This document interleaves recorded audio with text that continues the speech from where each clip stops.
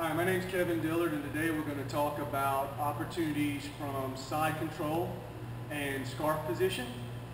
This is a catch wrestling philosophy of lock flowing or chain wrestling.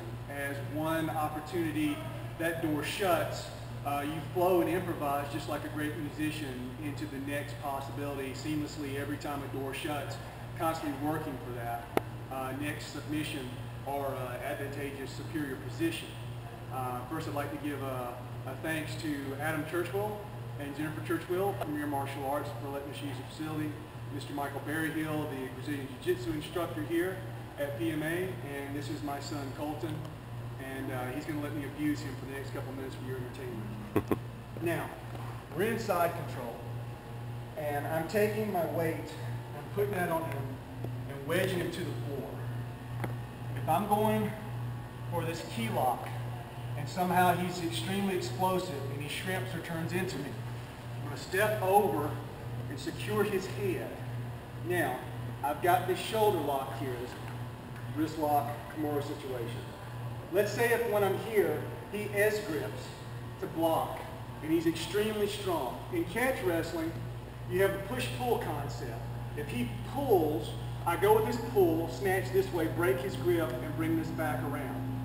If he S-grips again, locking his elbows to his rib cage, trying to glue me down and keep me from getting it, I'm simply going to put a straight line of pressure and put my weight into his ribs, point of the elbow first, pop that, and then bring it around.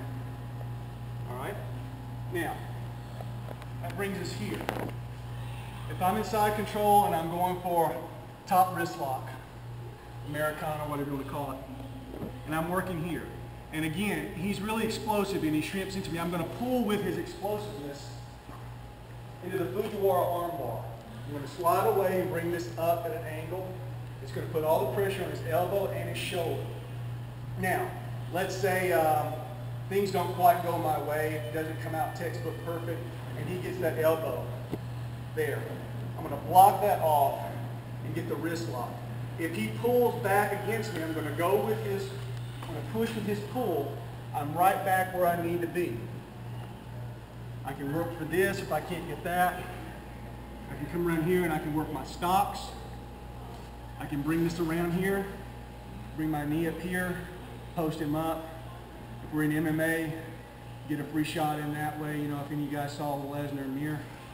All right, now, another thing this brings me to, scarf position. Very common position. I'm in here, I'm going to take this. A lot of guys will just hold you here in a headlock. It's not really doing anything, they're just trying to hold you and they hold you down and you went up in a stall and get stood up again. You squeeze and squeeze and squeeze here, but at the base of his neck there's all this power. You have no leverage. If I cut an angle across the back of his head, right behind his ear, about the last third, and bring this in, up, and again a small circle, pull in with my shoulders and lats, hips out and away from him, bring this around, incredible amount of torque right there. Maybe I find myself going for this. I've got another top wrist lock, maybe I'm grinding for a type of bicep cutter, and go for the wrist lock right here. Post that inside, all the torque's right there. If I can't get him there, I can take this, I can post it to the floor, bring his arm in, line his elbow up in the center of my chest, lean with all my weight, and use the floor as a wedge to secure the wrist lock. Now, if wrist locks aren't legal in a tournament for whatever reason, I have his head here, I can swim back inside, I've goosenecked the wrist, I can bring this up, still cutting my angle behind his ear, and wiper blade and torque the shoulder there. You can see pulling the head one way and taking the arm and the shoulder the next way. I have my key lock here, and improvise, figure four that. Again, up with the hips, pull his head with me, got that. Now, let's say his arm's out straight. I can't get that there. It's all about making space, increasing the number of opportunities. I'm going to bring this leg up, make some space, push down here. If he's physically just a beast and I can't get that there, I'm going to bring this leg over. This leg's going to push and this leg's going to come toward the floor. Push and pull, like that. Always. Anytime you can get two of your limbs against one of his, you get a 2-on-1 situation, it's to your advantage.